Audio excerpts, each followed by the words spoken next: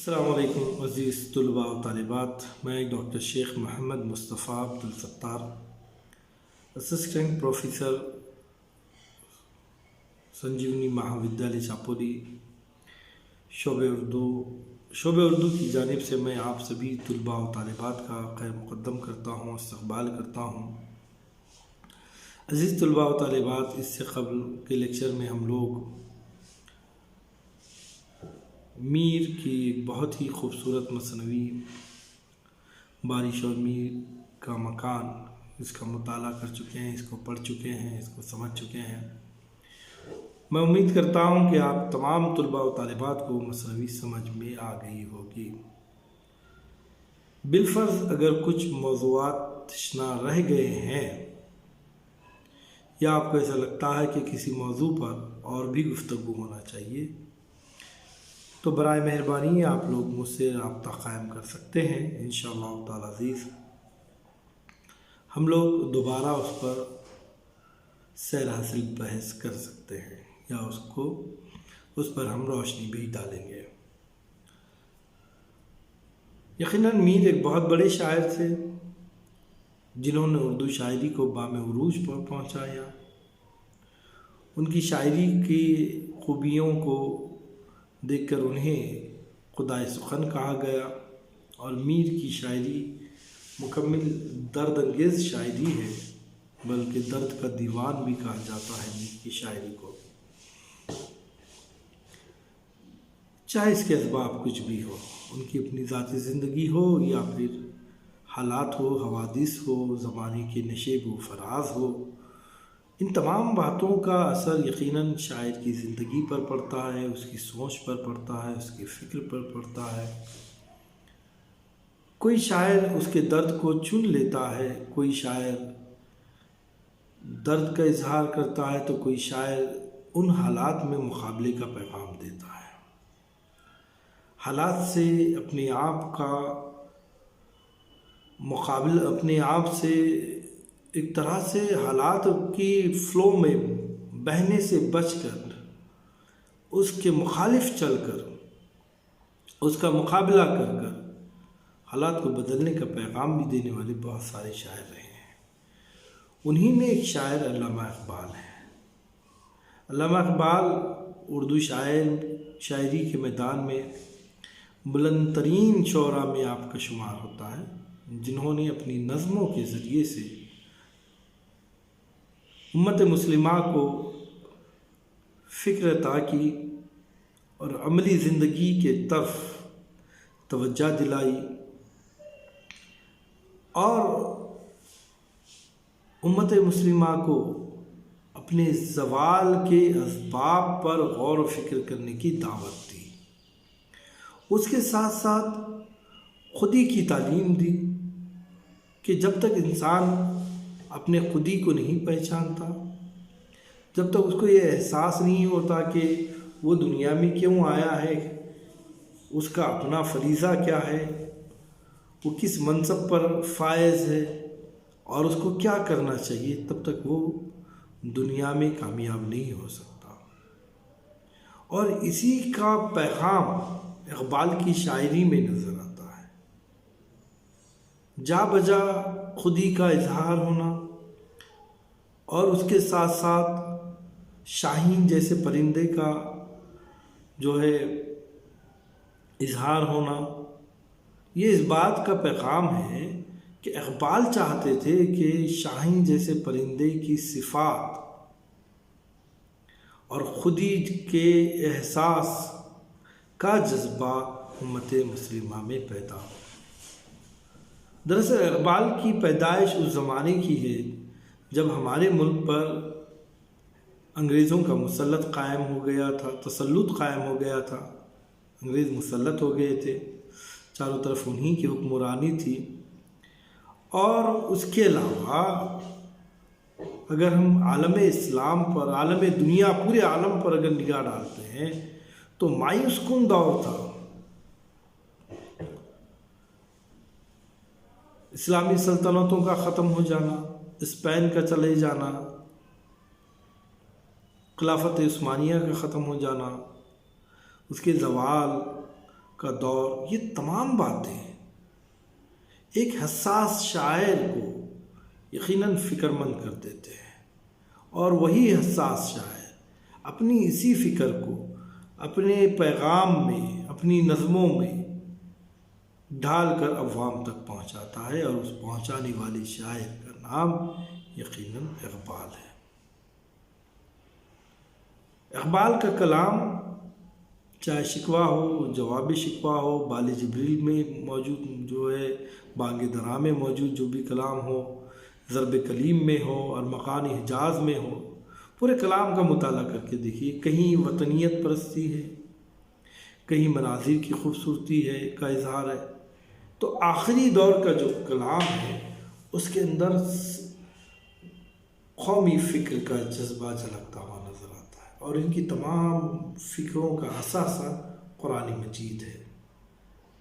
بہت بلند پائے کے شاعر تھے، انہوں نے بہت اچھی نظمیں لکھی ہوئی ہیں۔ عموماً ہوتا ہے کہ بہت سارے نقاد پسند کرتے ہیں، اور کچھ نقاد ایسے بھی ہوتے ہیں جو تنقیدانہ بصیرت کے ذریعے سے اس میں نقص نکالتے ہیں۔ ویسے ہی کلیم الدین صاحب تھے جنہوں نے اقبال کے بارے میں ہمیشہ جو ہے ان کی عظمت کے قائل نہیں رہے، لیکن جب انہوں نے اس مثنوی کو پڑھا، ساقی نامہ کو، تو بے اختیار کہہ اٹھے کہ یہ ایک بہت ہی لطیف و پیچیدہ، رنگین اور توانا نظم ہے، اور اس میں نقوش اور آہنگ کی ایسی فنکارانہ گونج ہے جو اردو نظموں میں ناپید ہے۔ اب اس سے اندازہ لگائیے ان کے عظمت کا قائل نہ رہتے ہوئے بھی یقیناً یہ اقبال کو بہت ہی بلندی پر پہنچانے والے جملے ہیں۔ بلا شبہ ساقی نامہ یہ جو مثنوی ہمارے نصاب میں شامل ہے، اس میں فکری و معنوی محاسن سے مالا مال ایک نظم ہم کہہ سکتے ہیں۔ اس میں ان کی نمائندہ فکری عناصر کی روح سمیٹ آئی ہے اقبال کی۔ وہ اللہ تعالیٰ سے التجا کرتے ہیں کہ اللہ، یہ جو راہ بن گئی ہے امت مسلمہ، یہ جو اپنے منصب سے بھول گئی ہے، اپنے منصب کو بھول گئی ہے، یہ جو اپنی خودی کو بھلا بیٹھے ہوئے ہیں، مایوس ہیں، یا اللہ پھر سے ان کے اندر ایک چنگاری کو جگا دے، انہیں وہ میں پلا دے جس میں کے پینے کے بعد انسان دنیا میں اپنے مقام و مرتبے کو جان جائے گا، اور اپنے اوپر عطا کردہ فرائض کو وہ بخوبی ادا کرے گا۔ اقبال کے مختلف افکار کا بیان اس نظم میں بڑے سلیس اور عام فہم انداز میں ملتا ہے۔ بالخصوص زندگی، حرکت و عمل اور خودی کے موضوعات کو زیادہ پرزور انداز میں پیش کیا گیا ہے۔ زندگی، حرکت و عمل اور خودی کے موضوعات، یہ تمام باتیں اس ایک نظم کے اندر سمیٹ آئی ہیں۔ علامہ اقبال نے ان خیالات کے اظہار کے لیے ایک روایتی صنف سخن ساقی نامہ کا سہارا لیا ہے، لیکن اقبال نے اپنی تخلیقی صلاحیتوں کو بروئے کار لاتے ہوئے میں خانے تک، ساقی سے مراد اب آپ سوچ لیں گے کہ پینے پلانے کی باتیں نہیں، یہ وہ شراب نہیں جو میں خانے میں ملتی ہے، بلکہ یہ وہ میں ہے جس کے پینے سے ایک نئی دنیا آباد ہوتی ہے۔ اقبال کے ساقی نامے میں بھی میکدہ و پیمانے کا ذکر ہے، لیکن اس میکدے میں تیار ہو کر پیمانے میں ڈھلنے والی شراب انسان کو مدہوش نہیں کرتی، بے حس نہیں بناتی، بلکہ خودی کا احساس اس کے اندر جگاتی ہے، بے جان جسموں میں جان ڈالتی ہے، سوئی ہوئی قوتوں کو ابھارتی ہے، اور دل و دماغ پر پڑے ہوئے پردوں کو اٹھا دیتی ہے۔ نظم بہت خوبصورت ہے، اس کی ابتدا بہار اور دلکش مناظر سے ہوئی ہے، اور التجا پر یہ ختم ہوئی ہے خدا کی۔ ہم اس کو ایک مرتبہ پڑھ لیتے ہیں اور اس کی تشریحات کو بعد میں دیکھتے ہیں۔ میں پڑھ رہا ہوں، آپ بغور سماعت فرمائیے، اس کے الفاظ اور اس کے معنی کو بھی ہم سمجھنے کی کوشش کریں گے، اور تشریحات کے ساتھ ساتھ بہت ہی پیاری، بہت ہی اچھی نظم ہے۔ ساقی نامہ۔ ہوا قیم زن کاروان بہار، ارم بن گیا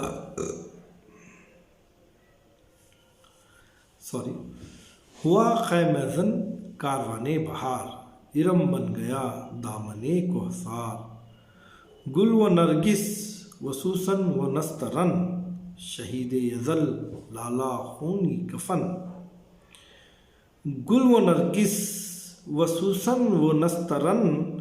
شہید ازل لالا خونی کفن، جہاں چھپ گیا پردے رنگ میں، لہو کی ہے گردش رگے سنگ میں، لہو کی ہے گردش رگے سنگ میں، فضا نیلی نیلی ہوا میں سرور، فضا نیلی نیلی ہوا میں سرور، ٹھہرتے نہیں آشیا میں طیور، ٹھہرتے نہیں آشیا میں طیور، وہ جوئے کوہستاں اچکتی ہوئی، وہ جوئے کوہستاں اچکتی ہوئی، اٹکتی لچکتی سرکتی ہوئی، اٹکتی لچکتی سرکتی ہوئی، اچھلتی پھسلتی سنبھلتی ہوئی، اچھلتی پھسلتی سنبھلتی ہوئی، بڑے پیچ کھا کر نکلتی ہوئی، رکے جب تو سل چیر دیتی ہے، رکے جب تو سل چیر دیتی ہے یہ، پہاڑوں کے دل چیر دیتی ہے یہ، ذرا دیکھ اے ساقیے لالا فام، ذرا دیکھ اے ساقیے لالا فام، سناتی ہے یہ زندگی کا پیام، سناتی ہے یہ زندگی کا پیام، پلا دے مجھے وہ میں، پلا دے مجھے وہ میں پردے سوز، کہ آتی نہیں فصل گل روز روز، پلا دے مجھے وہ میں نے شراب پردے سوز، کہ آتی نہیں فصل گل روز روز، وہ میں جس سے روشن ضمیر حیات، وہ میں جس سے روشن ضمیر حیات، وہ میں جس سے ہے مستی کائنات، وہ میں جس میں سوز ساز ازل، وہ میں جس میں ہے سوز ساز ازل، وہ میں جس سے کھلتا ہے راز ازل، اٹھا ساقیہ پردہ اس راز سے، اٹھا پردہ ساقیہ اس راز سے، لڑا دے ممولے کو شہباز سے، زمانے کے انداز بدلے گئے، نیا راگ ہے ساز بدلے گئے، زمانے کے انداز بدلے گئے، نیا راگ ہے ساز بدلے گئے، ہوا اس طرح فاش راز فرنگ، ہوا اس طرح فاش راز فرنگ، کہ حیرت میں ہے شیشہ باز فرنگ، کہ حیرت میں ہے شیشہ باز فرنگ، پرانی سیاست گری خوار ہے، زمیں میر و سلطان سے بیزار ہے، پرانی سیاست گری خوار ہے، پرانی سیاست گری خوار ہے، زمیں میر و سلطان سے بیزار ہے، گیا دور سرمایہ داری گیا،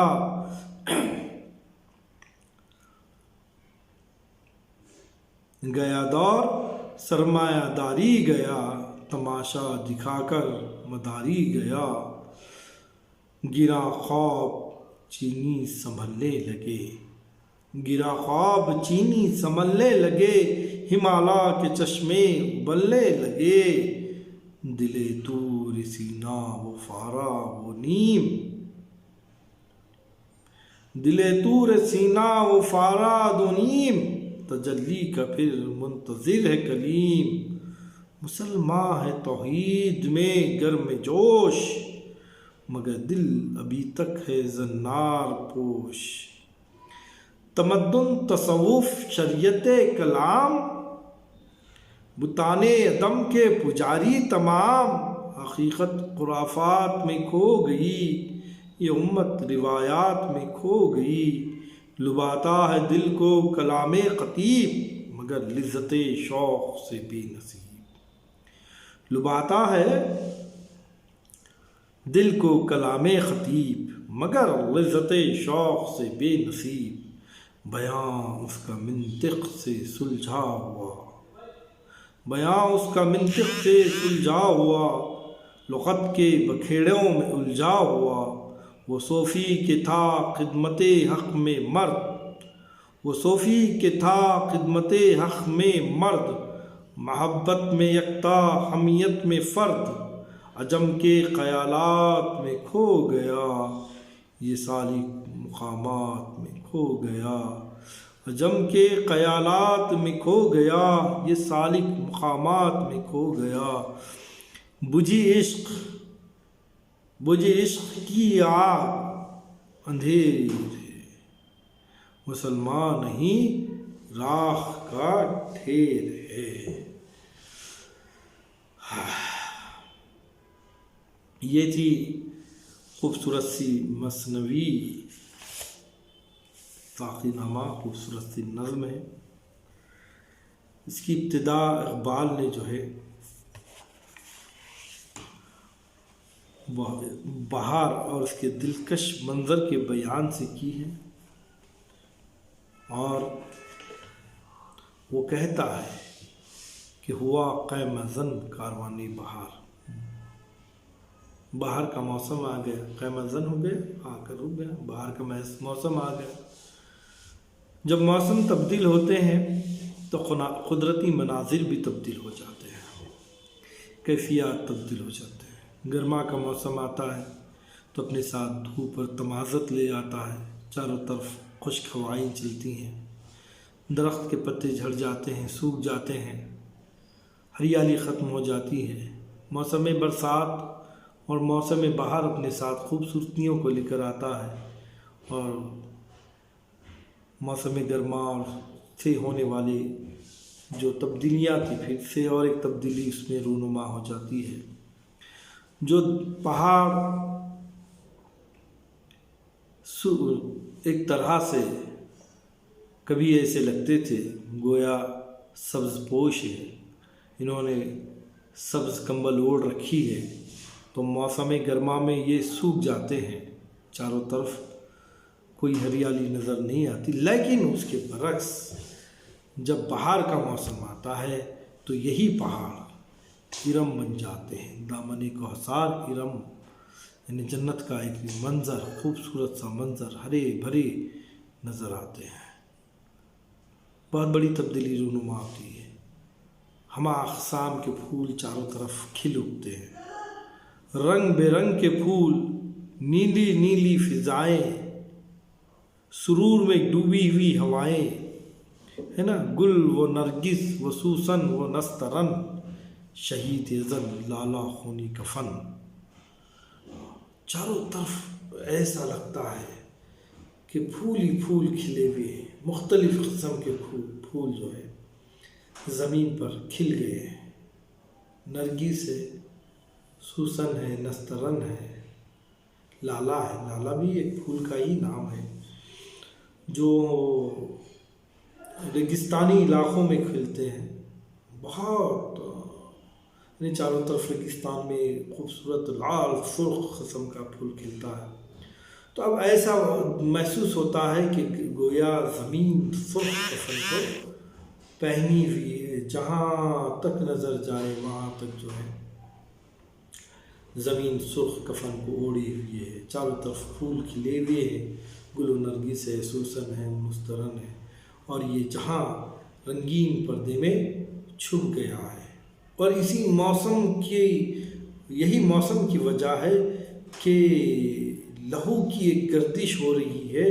رگے سنگ میں۔ سنگ کسے کہتے ہیں؟ پتھر کو کہتے ہیں، اور سگ کسے کہتے ہیں؟ کتے کو کہتے ہیں۔ شاعر کہتا ہے کہ ایسا محسوس ہوتا ہے کہ پتھروں کے اندر بھی جو ہے خون کی گردش ہو رہی ہے، اور خون کی گردش حیات کا پیغام دیتی ہے۔ فضائیں نیلی نیلی ہو گئی ہیں اور ہوا میں ایک قسم کا سرور ہے، سرور میں ڈوبی ہوئی ہوائیں چل رہی ہیں۔ اور جب فضائیں نیلی ہو، سرور میں ڈوبی ہوئی ہوائیں ہوں، سرد سرد ہوائیں ہوں، خوبصورت سا منظر ہو، خوبصورت سی صبح ہو، ایک پیارا سا پیغام دینے والی صبح ہو، تو ایسے موسم میں طیور ٹھہرتے نہیں آشیاں میں طیور، طیور کہتے ہیں پرندوں کو۔ پرندے بھی جب صبح ہو جاتی ہے تو اپنے آشیاں میں ٹھہرنے کو وہ مناسب نہیں سمجھتے ہیں اور بے اختیار خدا کے فضل کو تلاش کرنے کے لیے نکل جاتے ہیں، اپنی اپنی روزی حاصل کرتے ہیں۔ بڑے پختہ ایمان کے لوگ ہوتے ہیں نا پرندے، اس لیے کہا جاتا ہے کہ دیکھو توکل پرندوں کی طرح ہو، جب یہ جاتے تو خالی پیٹ ہیں، پیٹ بھر لیتے ہیں، لیکن جب واپس آتے ہیں تو ان کے چونچ میں کوئی قسم کا دانہ نہیں ہوتا، کیونکہ انہیں توکل ہوتا ہے جو خدا آج کھلائے وہ کل بھی کھلانے والا ہے۔ وہ جوئے کوہستاں اچکتی ہوئی، اٹکتی لچکتی سرکتی ہوئی۔ جوئے کوہستاں اس ندی کو کہیں گے جو پہاڑوں میں سے نکلتی ہے۔ پہاڑ اونچائی پر ہوتے ہیں، جب وہ نکلتی ہے تو پھر فراز کی طرف دوڑنے لگتی ہے، ڈھلان کی طرف دوڑنے لگتی ہے۔ کبھی پہاڑ آتا ہے تو رک جاتی ہے، پھر سے راستہ بناتی ہے، اچکتی ہے، اس کے اوپر سے جاتی ہے، لچکتی ہے، سرکتی ہے۔ بہرکیف یہ جو ندی نکلتی ہے پہاڑوں سے، وہ کہیں رکتی نہیں، وہ ہر حال میں اپنے راستے کو تلاش کرتے رہتی ہے۔ اور بھی یہ اشعار ہے، اس کی تشریح انشاءاللہ تعالی ہم دوسرے لیکچر میں کریں گے۔ آج کے لیے اتنا کافی ہے۔ اللہ حافظ۔